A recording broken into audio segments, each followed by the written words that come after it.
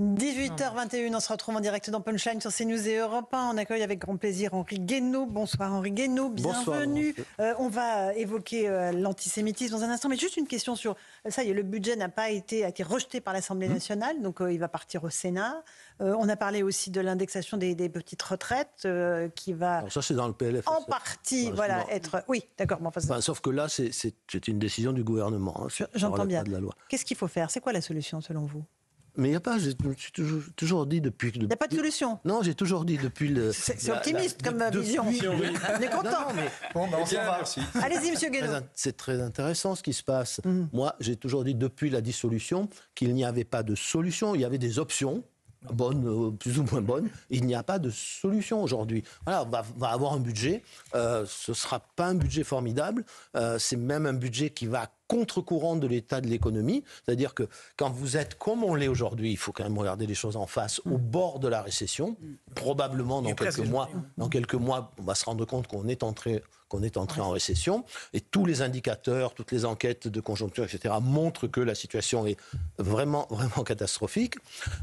Or, une situation catastrophique, ça diminue les recettes fiscales. C'est l'une des grandes raisons des principales raisons pour lesquelles le déficit s'est creusé cette année. Et c'est pas en rajoutant des tonnes d'impôts sur l'économie que on va sortir de la récession. Au contraire, hein, c'est une situation dans laquelle cet alourdissement des charges va provoquer un ralentissement, sachant qu'il n'y a pas que les entreprises, il y a aussi la consommation aujourd'hui qui se porte très mal, et donc tout ce qui va peser aussi sur la consommation va peser de la même façon sur la conjoncture. Donc il n'y a pas d'espoir pour Michel Barnier et pour son gouvernement. Comment ? Vous dites qu'il n'y a pas d'espoir pour le gouvernement de Michel Barnier. C'est pas qu'il n'y a pas d'espoir. Le problème, c'est même pas le gouvernement de Michel Barnier. Le problème, c'est le problème de la France. C'est pas alors il n'y a pas d'espoir pour la France. Regardez la situation dans laquelle nous nous trouvons.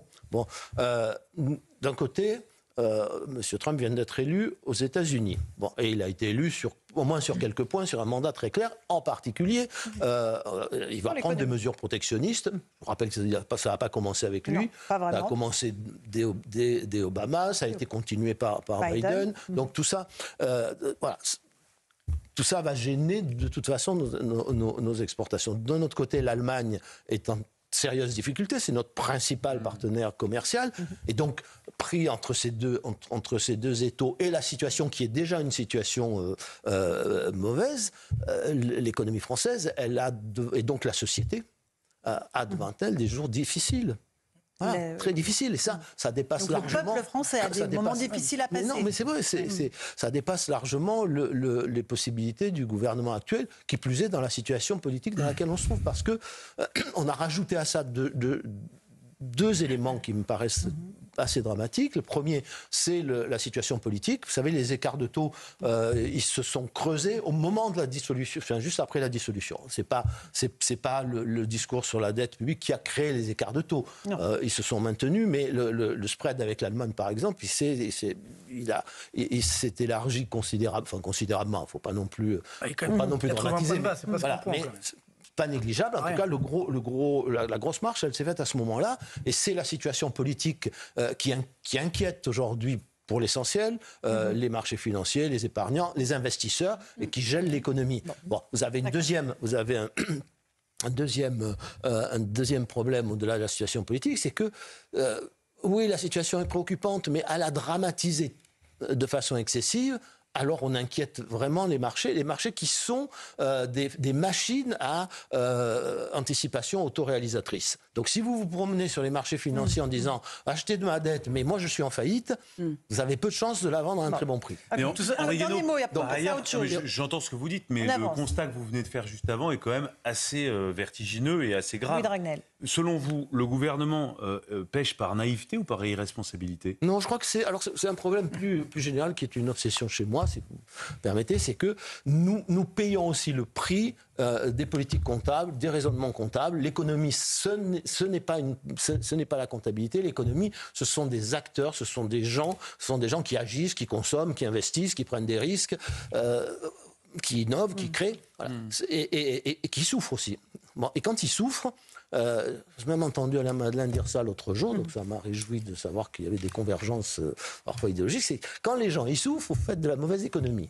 Donc là, on est dans une situation où l'approche comptable sur laquelle tout le monde s'est précipité. Il suffit d'écouter les plateaux de télé, de lire les éditos. Quand on dit qu'il faut trouver 60 milliards, mais c'est quoi ces 60 milliards? Ça sort d'où? C'est quoi? Après, on met des étiquettes. Vous voulez dire quelle réalité de vie ça représente?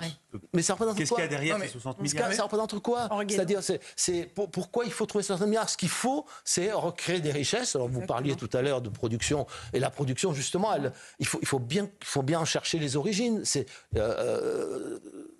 C'est vrai qu'il y a eu un dérapage idéologique ou intellectuel pendant au moins 2 décennies sur la France sans usine, sans industrie. Bon. Mais derrière ça, il y a la façon dont on a fait la mondialisation et la manière dont on a fait avancer l'Europe. Si, avec la politique de la concurrence européenne, avec, avec un libre-échange qui devient une religion et non plus simplement une doctrine économique, il était fatal qu'en mettant en concurrence des gens à bas coûts salariaux, à bas coûts de production et avec des monnaies dévaluées ou sous-évaluées, vous alliez créer une situation extraordinairement difficile pour nos industries. C'est ce qui s'est passé, pas seulement en France, dans tous les pays occidentaux. Alors l'Allemagne a profité d'un système mais qui est en train de s'effondrer et les États-Unis, regardez le résultat. Donc et si tout ça, si on ne veut pas mettre tout ça sur la table, si on ne veut pas en parler, alors on ne fera pas de réindustrialisation, on n'organisera pas le retour de la production. Et tant que le système, il va continuer à se déliter. Marc, dernier mot, parce qu'après on avance. Ce qui est dommage, c'est que vous n'avez pas conseillé effectivement les présidents que vous conseillez à faire ça. Oui. C'est dommage. Conseiller du président Marc. Oui, c'est ça. C'est dommage. Mais bon, anyway, c'est pas grave, c'est du passé. Mais surtout, on paye. Mais parfois on conseille le président des D'accord, vous les conseillez, mais je n'ai pas changé de discours. Ça n'a pas été suivi malheureusement des faits. C'est ça qui est dommage. Pas suffisamment, parce que la pression. Oui, moi je suis comme vous. La pression. J'ai conseillé ces dirigeants, ils ont fait l'inverse. Mais c'est vrai que c'est frustrant malheureusement. Bon, c'est comme ça. Monsieur Guénaud, juste vous répondez là-dessus. Il fallait voir la pression. Il faut comprendre la pression qui s'exerce. Cette idéologie de l'approche comptable, elle est terrifiante. Voilà. Et elle conduit à faire n'importe quoi. Voilà. C'est vraiment. Et regardez ce qui se passe sur les. Là encore, j'écoute tous les débats. Vous avez un tas de gens très intelligents que je connais bien, souvent pour qui j'ai de l'estime, mais quand on vient vous dire. Seules les entreprises produisent de la richesse, vous vous dites, on est quand même mal barré. Parce que si c'est vrai, l'infirmière libérale, elle produit de la richesse, et l'infirmière de l'hôpital, elle est une charge. L'agent de sécurité de l'entreprise privée, il produit de la richesse, et le policier, c'est une charge. Bon, on peut continuer les exemples. Je veux dire, donc on est dans quelque chose. Il n'y a pas de crise de ce genre sans une crise intellectuelle ou une défaillance. On est d'accord. Dernier mot, Marc, vraiment, parce que là, je veux qu'on avance. On paye également, il ne faut pas oublier, de l'antisémitisme. Le quoi qu'il en coûte. Et on a complètement dérapé, justement sans avoir trop de chiffres. Mais n'oublions pas que la dette publique, quand même, a augmenté de 850 milliards d'euros depuis 2020. Ça, vous me l'avez casé à nouveau, la dette, Oui, je Marc. veux caser, mais c'est important. Parce que sur la même période, le PIB, la richesse qu'on crée, on parle de richesse en valeur, donc augmentée de l'inflation, ce qui a boosté cette richesse, a augmenté de 450 milliards.